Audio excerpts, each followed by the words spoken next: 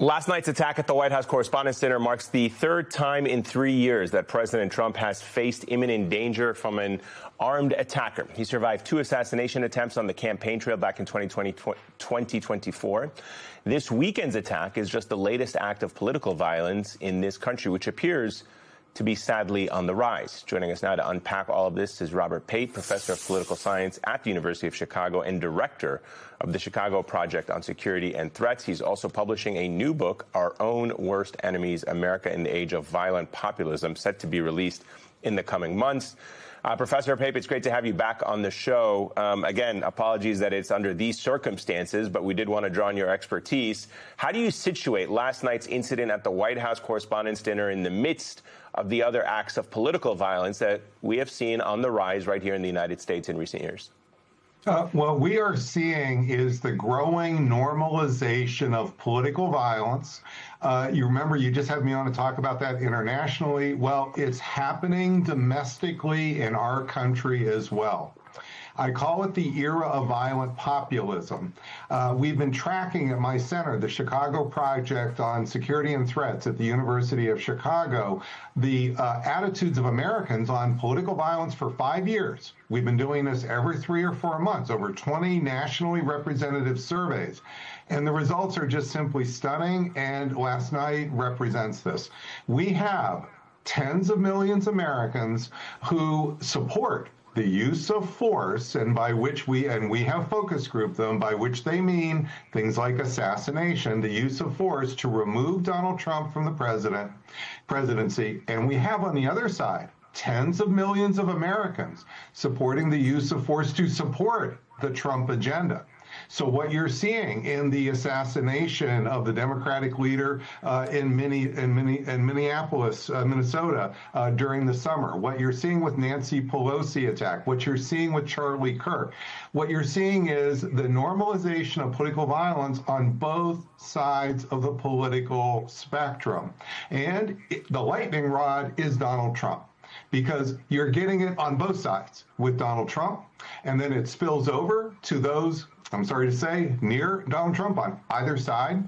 And this is so important to understand because we're heading into probably the most dangerous midterms in our lifetime. That's what my opening section is called in the book, the most dangerous midterms in our lifetimes. The war in Iraq will make this even worse, but it was already heading that way with Charlie Kirk, Operation Midway Blitz, the deaths of the ICE killings of those civilians in Minneapolis. What you are seeing, unfortunately, could spiral. And this is really important that we take an opportunity now, if we can do it.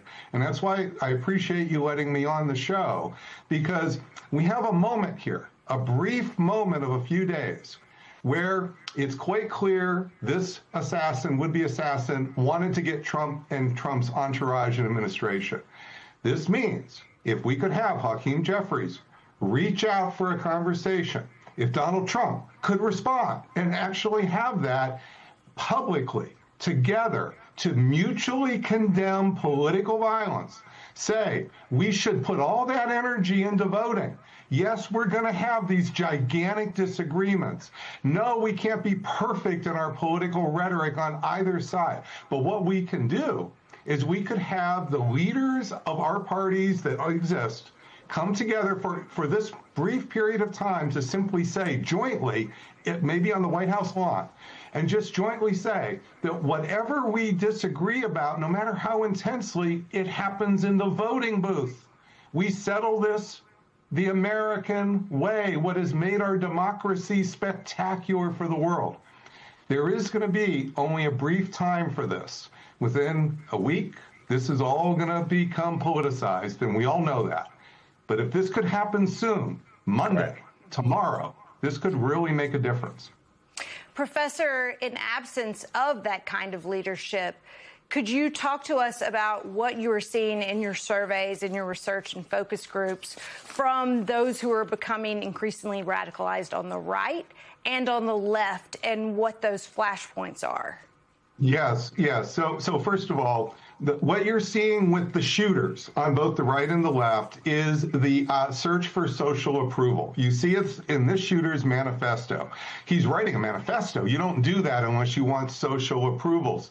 It's somebody who's searching for not just fame, but the idea that there's a community out there that already agrees with him, and he's identifying certain grievances. I don't necessarily want to repeat them here, but they are often associated with the left.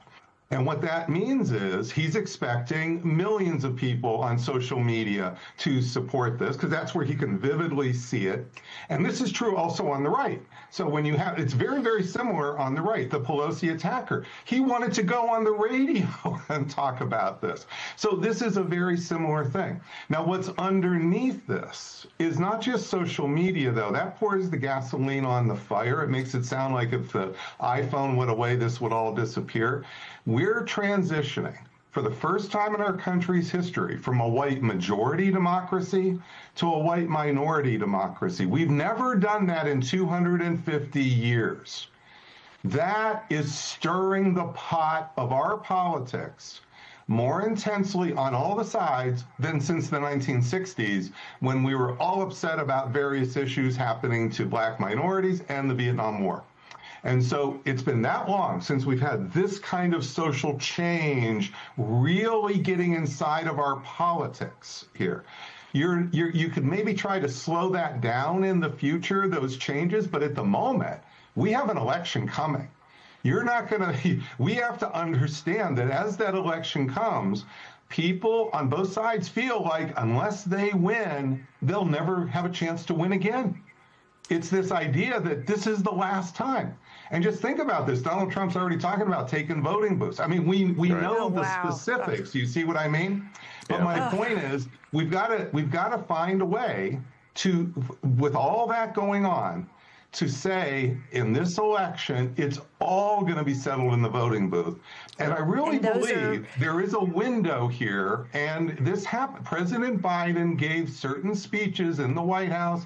I know we don't like to talk about the man, but bottom line is he did certain things here, and I think that it is possible. When you heard President Trump last night, he gave a non-political response. That is something possibly, and again, I'm not naive, but let's try this for a day, folks. And on that note, I think that's a good note. Unfortunately, we have to wrap up, but we could clearly keep talking to you for hours. Professor Robert Papp, thank you so much for being with us.